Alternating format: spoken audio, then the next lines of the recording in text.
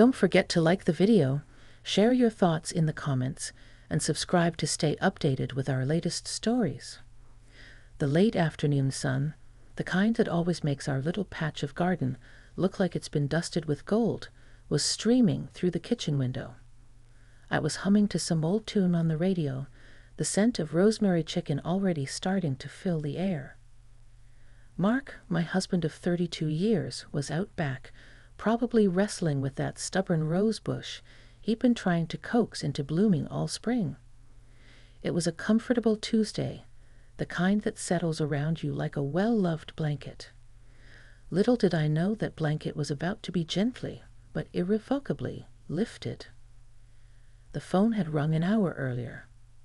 Mark answered it in the den, his voice a low rumble I couldn't quite make out. When he came into the kitchen, there was a funny sort of look on his face, a mixture of surprise and something else, something I couldn't quite place. "That was David," he said, leaning against the counter. David. Now there was a name I hadn't heard in, it must have been close to 20 years. David Miller. Mark's best friend from college, his partner in crime in all those youthful adventures he'd sometimes recount, a nostalgic glint in his eyes. They'd been inseparable, those two, and then life, as it so often does, had pulled them in different directions. David had moved out west, I think it was, something to do with software, and the calls and letters had eventually dwindled. David? I echoed, wiping my hands on my apron. David Miller? What did he want? "He's in town," Mark said, a slow smile spreading across his face. "Just for a couple of days? Business. He asked if he could swing by tonight, said he'd love to see us." Tonight? I glanced at the chicken, already sizzling softly in the oven. "Well, that's a surprise. A nice one, of course." My mind was already racing. 20 years. What would he be like? Would we even recognize each other? I remembered David as a lanky, energetic young man with a quick laugh and a mop of unruly brown hair. He was always kind, though, always had a gentle word for me back when Mark and I were just starting out, navigating those early, sometimes turbulent, waters of our relationship. He said he wouldn't be able to stay for dinner, just wanted to say hello, maybe have a quick drink. Mark added, sensing my sudden shift into hostess mode. "He's heading out early tomorrow." "Oh, well, that's fine then," I said, feeling a little relieved. A full dinner party on short notice would have been a stretch. "It'll be good to see him." Really good. And it would be. There's something special about people who knew you back when. They hold a piece of your history, a reflection of a younger you, a younger us. The doorbell rang a little after 7. Mark had just come in from the garden, his cheeks flushed and a smear of dirt on his forehead, looking endearingly like the boy I'd fallen in love with all those years ago. I'd changed into a comfortable knit dress, run a brush through my hair, and dabbed on a bit of lipstick, a small nod to the occasion. Mark opened the door, and for a moment I just stood back watching. The man on our doorstep was, of course, older. The lanky frame had filled out, the brown hair was now more salt than pepper and neatly trimmed, and there were fine lines etched around his eyes, laugh lines, mostly I was pleased to see. But the smile, when it came, was pure David. Warm, genuine, a little shy, perhaps. "Mark, you old dog." David's voice was deeper than I remembered, but just as friendly. "David, look at you." Come in, come in." Mark pulled him into a hearty hug, thumping him on the back. They stepped into the hallway, and David's eyes found me. "Sarah," he said, his smile widening. "Wow, you haven't changed a bit. Still as lovely as ever." I laughed, feeling a blush creep up my neck. "Oh, you're too kind, David. You, on the other hand, look very distinguished." Distinguished is just a polite word for old, Sarah, he chuckled, stepping forward to give me a light, friendly hug. It was comfortable, easy. The years just seemed to melt away. We settled in the living room. Mark poured us all a small glass of sherry, something we rarely drank, but it felt fitting for a reunion like this. The initial pleasantries flowed easily. We talked about David's trip, his work, the weather, the usual catch-up topics when you haven't seen someone for a significant chunk of your life. David asked about our kids, and we proudly shared their latest milestones. He told us a little about his own life on the West Coast. He was divorced, no children, dedicated mostly to his career, it seemed. There was a quiet sort of melancholy when he spoke of it, but he quickly brightened when the conversation turned back to the old days. Mark and David started reminiscing, their voices animated as they recounted stories from their college fraternity, escapades I'd heard versions of over the years, but which gained a new vibrancy with both narrators present. I mostly listened, smiling, interjecting a comment here and there. The room felt warm, filled with the comfortable glow of shared history. The setting sun cast long shadows across the carpet, and the scent of the roasting chicken, now joined by the faint, sweet aroma of the sherry, created a cozy, almost nostalgic atmosphere. It was during a lull in their laughter, as Mark went to refill his glass, that David turned to me, a softer, more contemplative expression on his face. The jovial mood shifted subtly, becoming something more intimate. "You know, Sarah," he began, his voice a little lower now, "there's something I've thought about telling you, or rather, telling Mark in front of you, for years." I felt a little flutter of something. Curiosity, perhaps a touch of apprehension. The way he said it, the sudden shift in his demeanor, it made me lean in slightly. "Oh," I said, trying to keep my tone light. "What's that, David?" Mark returned, handing David his glass, and looked from David to me, sensing the change in the air. "What's going on?" he asked, his brow furrowed a little. David took a slow sip of his sherry, his eyes holding mine for a moment before shifting to Mark. He swirled the amber liquid in his glass, as if gathering his thoughts, or perhaps his courage. The easy banter of a few minutes ago had evaporated, replaced by a quiet anticipation that seemed to make the ticking of the grandfather clock in the hall sound unusually loud. "It's about your early days," David said, his gaze now fixed on some distant point beyond the window. "Specifically about something that happened right before you two got serious. Something I'm not even sure Mark fully understood the implications of at the time, or maybe he did, and that's why he never said anything." My heart gave a little thump. Our early days. That was a lifetime ago. A whirlwind of new love, uncertainties, youthful dreams. What could David possibly know that I didn't? Or that Mark hadn't shared? I glanced at Mark. He looked as puzzled as I felt, a slight frown creasing his forehead. He opened his mouth to speak, but David raised a hand slightly, a gentle gesture asking for patience.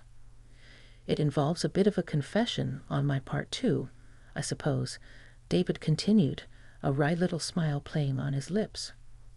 "And looking back, Sarah, knowing what I know now about how things turned out for you too, well, it just feels like something you should know. Something that might cast a different light on things." A different light on what things? My mind raced. Our past was our past, settled and understood, wasn't it? Or so I had always believed. The air in the room suddenly felt charged, thick with unspoken words and the weight of years. I found myself holding my breath, waiting. David set his sherry glass down on the coaster with a soft click that seemed to echo in the sudden stillness of the room. He looked at Mark first, a searching gaze, then his eyes met mine, kind and steady. "Mark, do you remember that awful flu you had? I think it was the winter of your senior year?" You were completely knocked out for over a week, missed a bunch of classes, exams looming. Mark frowned in concentration. Vaguely. Yeah, I think I do. It was a nasty one. Mom even threatened to drive down from Vermont to nurse me, remember? He chuckled lightly, but the sound was a little strained. He was clearly trying to understand where David was going with this. I remember it well, David said, his voice taking on a more serious tone. Because you were supposed to be helping Sarah with something. Something important to her. He turned to me. Sarah, you probably don't recall this specifically, or maybe you do, but you were working on that big portfolio for your art history class, the one that was a huge part of your final grade. You'd mentioned to Mark, and to me because I was always around, how stressed you were about getting the research done, especially for that section on early Renaissance patrons. The university library was undergoing renovations, and half the books you needed were in off-site storage, almost impossible to access quickly. I did remember. Vaguely at first, then with a growing clarity. That portfolio had been the bane of my existence for months. Professor Albright had been a stickler for obscure details, and I'd been desperate for a good grade to keep my scholarship. I remembered the panic, the late nights, the feeling of being overwhelmed. Yes, I said slowly, I remember that. It was a nightmare. I was so worried I wouldn't get it done, or wouldn't do it well enough. David nodded. Exactly. And Mark, bless his heart, had sworn up and down he'd help you. He was pretty good at digging through archives, much better than you were at the time, if you don't mind me saying, Sarah. He gave me an apologetic smile. I waved a hand. No offense taken.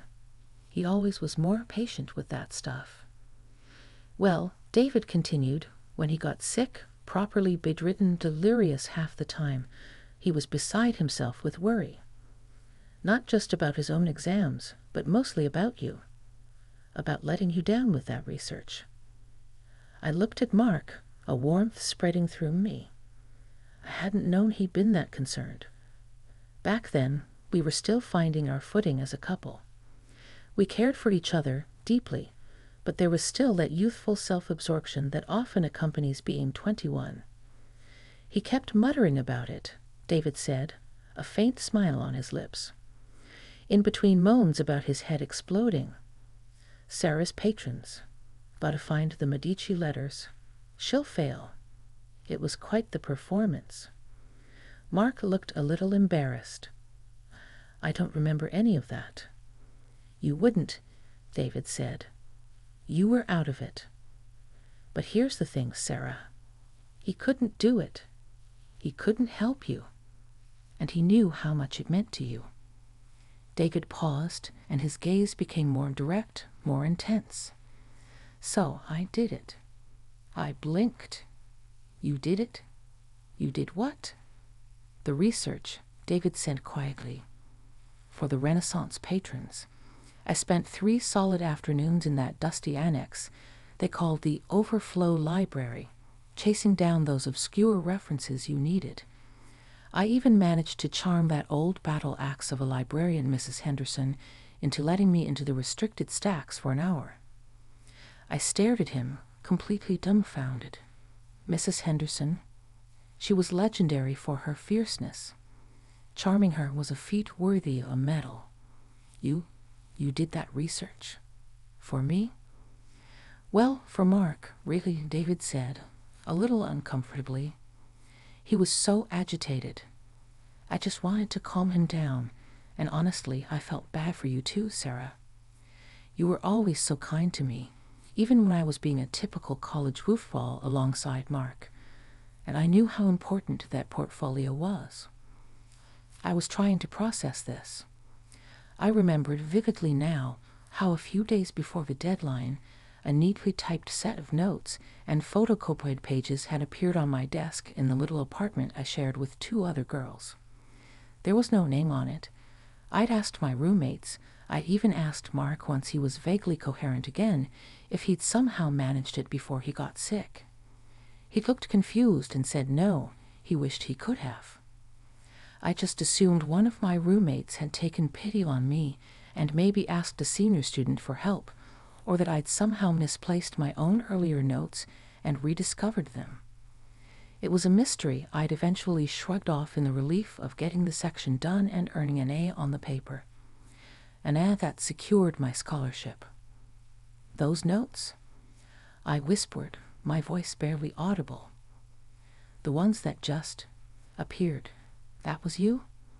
David nodded, a slight flush rising on his own cheeks now. Mark made me swear not to tell anyone. Especially not you. He was still pretty out of it when I gave him the stuff to pass on, but he was lucid enough to be adamant about that. He said he didn't want you to feel like you owed him anything, or that he was trying to buy your affection, or some such noble, slightly dramatic college boy reasoning. He just wanted you to have them, to do well. He figured you'd just assume he'd somehow managed to get them to you before the fever really took hold. I turned to look at Mark. He was staring at David, then at me, his expression a mixture of astonishment and something else. A dawning recollection, perhaps. His face was slowly turning a rather fetching shade of red. I honestly don't remember the specifics of telling you to keep it quiet, David. I remember you being there, helping me out, but the rest is a blur. But it sounds like something my younger, overly earnest self would do. It was exactly what you did, David affirmed gently. And I kept my promise. For over 30 years, I kept it. But seeing you both now, so happy, so solid, it just felt like a piece of your story, Sarah, that you deserved to know. It wasn't just about the research. It was about how much he cared even then. Even when he was too sick to say it or too Mark to make a big deal of it. I felt the sting of tears in my eyes, my breath caught in my throat. It wasn't just the act of kindness, immense as it was. It was the selflessness behind it, the quiet protection. The fact that my Mark, had orchestrated this gesture of profound support and then erased his own part in it, wanting no credit, only my success and peace of mind. And David, loyal David, had been the silent keeper of this secret, this beautiful, selfless act for all these decades. The room, which had felt warm and cozy moments before, now seemed to shimmer with an almost sacred light. The everyday setting of our living room, with its familiar furniture and photographs chronicling our life together, suddenly felt like a stage for a revelation of profound and quiet love. I couldn't speak. I just looked from David's kind, slightly nervous face to my husband's, which was now a canvas of emotions I was only just beginning to decipher. The air was thick not with tension, but with a powerful, resonating truth that had been waiting patiently in the wings for its cue. And it had finally arrived, leaving me utterly, completely breathless. My gaze was locked on Mark. His eyes, those familiar blue eyes that I knew as well as my own reflection, were filled with a complex mix of surprise, a touch of remembered embarrassment, and a deep, unwavering affection that made my heart swell. He reached out and took my hand, his fingers lacing through mine, a silent acknowledgement of the past David had just laid bare before us. His touch was warm, grounding. I barely remember being that sick, let alone the details, Mark said, his voice a little rough. He looked at David. But I do remember you being a true friend, Dave. Always. And Sarah, he turned back to me, his thumb gently stroking the back of my hand. I guess I wanted you to succeed on your own merit. I knew how capable you were. I didn't want you to ever think I was trying to. I don't know, manipulate things or make you feel indebted. Indebted? I finally found my voice, though it was shaky. "Oh, Mark, never. I would have been so incredibly grateful. I was grateful to whoever I thought had left those notes. I squeezed his hand. That A, it meant so much. It wasn't just about the grade. It kept my scholarship secure.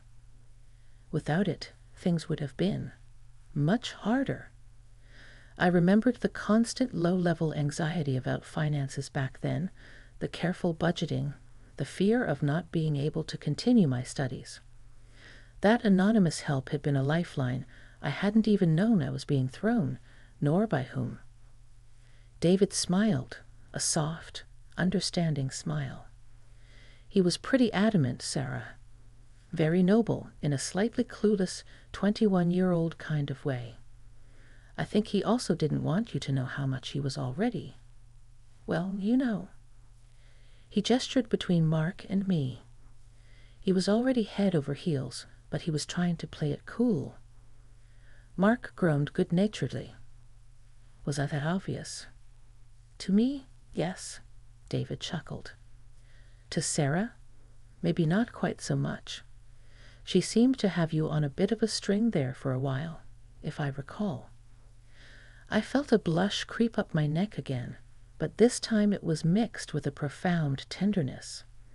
To think of young Mark, so deeply smitten, wanting to help me so desperately, but also wanting me to shine independently. It was a portrait of him I hadn't fully seen before, a layer of his character that had been hidden from me all these years. It wasn't a grand, dramatic gesture, but a quiet act of profound care and respect, and that somehow made it all the more meaningful. I never knew, I said softly, looking at Mark. All these years, you never said a word. He shrugged, a characteristic gesture of his when he was downplaying something. Honestly, Sarah, as David said, I barely remembered the specifics once I recovered. And then, well, we had so many other things happening, didn't we? Life moved on. We fell in love, really fell in love, got married, built a life. That one little incident, it just faded into the background, I guess. It was just something I did, or rather, something David helped me do for the girl I was crazy about. It wasn't a little incident, Mark, I said, my voice thick with emotion. It was huge. It was foundational. It showed me. It shows me, even now, the kind of man you are, the kind of man you've always been. The setting sun was now painting the room in deeper hues of orange and purple. The earlier coziness had transformed into something richer, deeper, like the aged sherry in our glasses. It felt as though a missing piece of our shared history had just clicked into place, illuminating the past, and in doing so, casting a new, more vibrant light on the present. David, bless him, seemed to sense that we needed a moment. He cleared his throat gently. Well, I should probably think about heading off. But an early start, as I said. He stood up, and Mark and I rose with him. David, thank you, I said, stepping forward and giving him a hug, a proper one this time. Thank you for what you did back then, and thank you for telling us, for telling me. It means more than I can say. I'm glad I did, he said, his voice sincere. It always felt like a story that belonged to both of you. And Mark, he turned to my husband, a mischievous glint back in his eye. You owe me one, a big one, for keeping stum all these years and for facing Mrs. Henderson's wrath. Mark laughed, a full, hearty sound that filled the room. I absolutely do. Next time you're in town, dinner is on me. The fanciest place you can think of. And no talk of old library battles, I promise. They embraced again, the easy camaraderie of lifelong friends re-established, yet subtly deepened by the evening's revelation. Mark walked David to the door, and I could hear their voices, a little quieter now, as they said their goodbyes on the porch. I stood by the window, watching David's car pull away from the curb and disappear down the street, the red taillights shrinking into the twilight. The streetlights flickered on, casting pools of light on the sidewalk. When Mark came back inside, he closed the door softly and then just stood there for a moment, looking at me. There was a question in his eyes, a vulnerability that was incredibly endearing. I walked over to him, cupping his face in my hands. "You, Mark Henderson," I said, my voice still trembling slightly, "are an extraordinary man." He leaned into my touch, his eyes searching mine.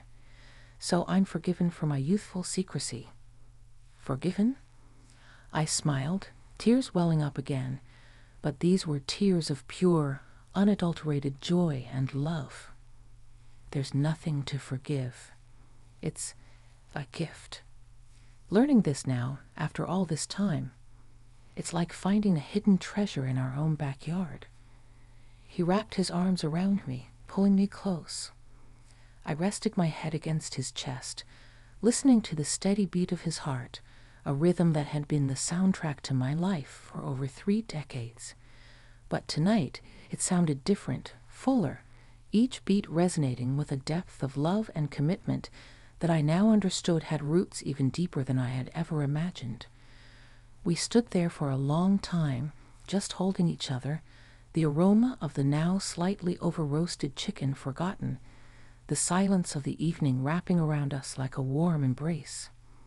The surprise of David's story had indeed left me breathless, but as I stood there in Mark's arms, what filled my lungs, what filled my heart, was an overwhelming sense of gratitude, a renewed appreciation for the quiet, steadfast love that had been the bedrock of our lives all along. It was a reminder that sometimes the most profound